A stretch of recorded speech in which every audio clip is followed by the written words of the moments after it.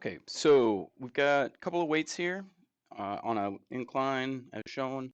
Wants me to find the magnitude and direction of the friction force. So we're going to start by drawing a free body diagram on the weight B, like so.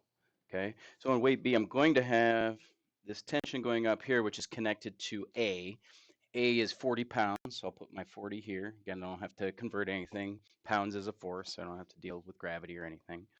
Over here, I'm going to have the weight of this object B is 52, and then I'm going to have a normal force on the surface, and then a friction force. Now, I don't know what direction the friction force is. I definitely know it is parallel to the surface, okay? And we're just going to call this F. We will make no assumptions at this point other than the direction of what that force is, okay? So I'm going to set up my axis so that it's with the incline, which then makes this guy off kilter at 25 degrees, okay?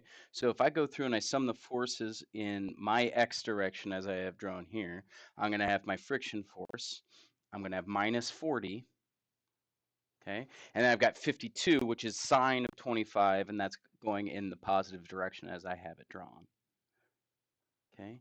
And that's all I have in the x direction. In the y direction, I've got my normal force, okay? And then my friction and 40 go away, and I just have the 52 uh, down, but at an angle of 25, so it's going to be 52 cosine 25 equals 0, okay? So at this point, I can do two equations, two unknowns, and I will solve n. I find n equal to 47.1, okay? And I find f equal to 18.02. Now, the fact that I got a positive answer lets me know that, in fact, I did draw the f in the proper direction, okay? Had I gotten a negative answer, this thing would have, the f would have flipped and gone the other way, okay? But I was correct, and we have that. Now, problem is not done yet. As with most friction problems, I need to follow up and make sure that the friction I've kind of laid out there is true, okay? So what I need to do is I need to find the maximum friction force, okay? And that maximum friction force is the coefficient of static friction times the normal force, which is going to be, for our problem, 0.35 times the 47.1 that I just found. And from that, I can see that the maximum friction force, okay, is 16.5, okay? Now, keep in mind that this is actually less than the force needed to keep it in static equilibrium, right? The whole assumption with my summing the forces and setting everything equal to 0 is that this thing is not moving, that the acceleration is 0, okay? The problem is that my maximum force that the friction can hold is 16.5. I need 18 in order to keep this thing in static equilibrium. Therefore, this thing is moving, okay?